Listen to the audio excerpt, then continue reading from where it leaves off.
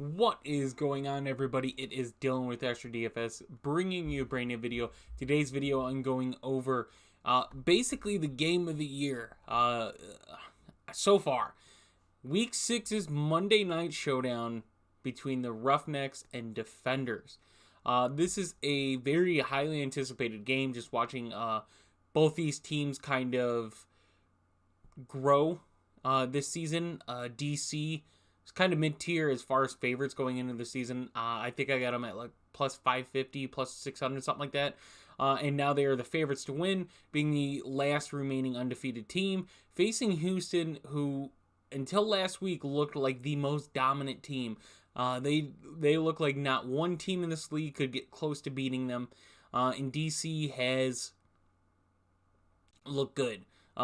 Their defense gives up a lot of yards, especially through the air, some passing touchdowns and stuff like that. Just their offense, though, the way their offense is able to kill momentum of other teams' defensive play is crazy. The way they run the option and stuff like that, it is mesmerizing just watching that team play.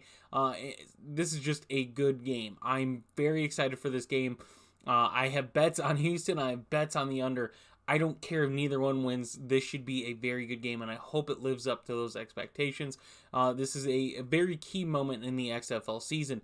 If this game can be very competitive on a Monday night showdown like this, I believe it's going to be televised on ABC, if I'm not mistaken. So let's get into the DFS part of it, though. So only one player above 10K, and that's Brandon Silvers. Obviously, Jontre Kirkland is out. So you only get Brandon Silvers.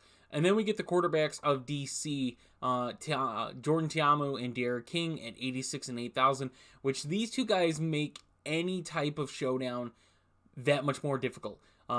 Just look at Jordan Ta'amu's stats. I don't know why they continue to not have Vegas' other game in here. But you look at Jordan Ta'amu in his 4 games that DraftKings has posted. Passing yards, not there. Rushing yards, yes, like there to get you points.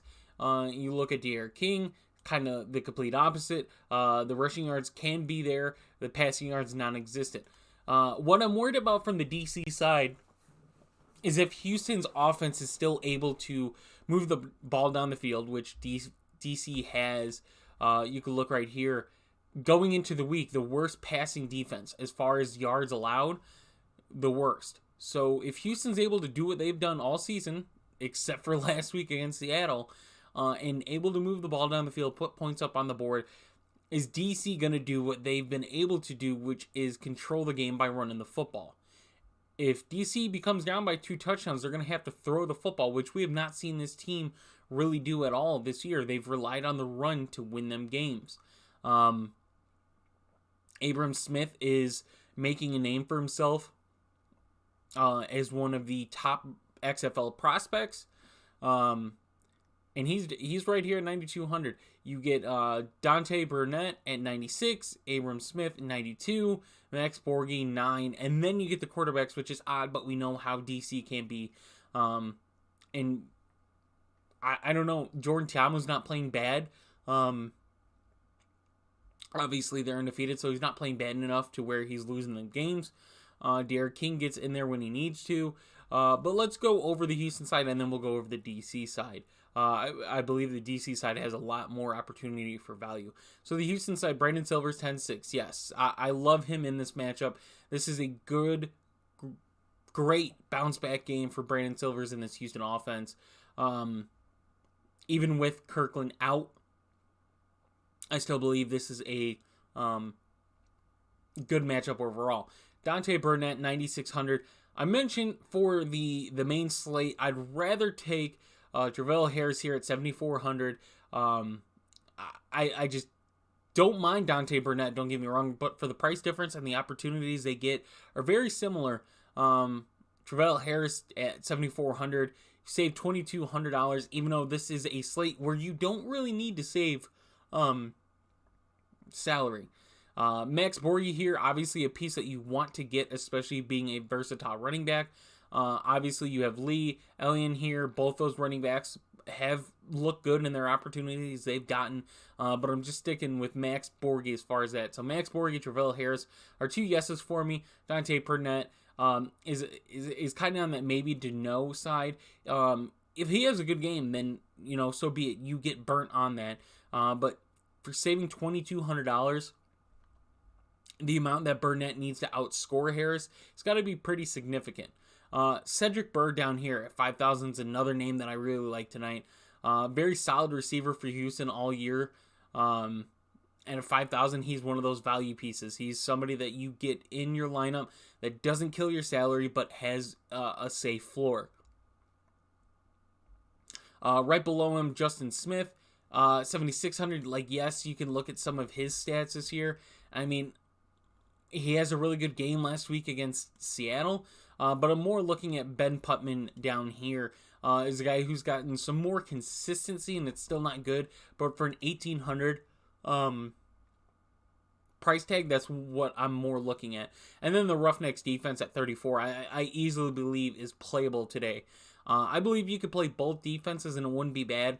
I'd much rather pay for the Houston defense than the DC defense, but let's take a look at the DC side. Obviously, Abram Smith, 9,200. We're looking for the Armstead news. Armstead's out, then yes, Abram Smith automatically becomes a yes. The quarterback, I'm not in love with either quarterback. If I had to pick a quarterback, though, I'm going Derek King. This is a game where if DC gets the ball down the field, Derek King is a versatile threat. It seems like the red zone is better with King in than Tamu. They get him in more. This is a game where King, if DC is able to run up the score, if this is a high-scoring game, and for XFL purposes, I really hope it is. For my betting, I hope it's not. But if it is, Derek King in the red zone is their go-to guy. So look for him to get those, to steal those points, essentially. Josh Hammond at 7,600. It still amazes me he's the highest salaried DC receiver. Lucky Jackson and Chris Blair easily are two guys that I'm taking over Hammond. I don't care if Hammond has an explosive game. You look at his numbers this year, and like you go and look at Lucky Jackson's numbers this year, and then you look at Chris Blair as well, and you much rather have Blair or Jackson for 22 and 28,000 cheaper, and you could play both of them and it wouldn't be bad. The DC defense, obviously, I mentioned if you're like me and you like the under in this game, you could play both defenses, and I don't think it's bad. I just have seen scoring from both teams to where that's kind of worrisome to play both defenses. I believe in having one in one lineup and one in another is probably the strategy to go. But I'm not going to tell you guys how to make your lineups. I'm only going to try to give you advice on some of the players I'm looking at.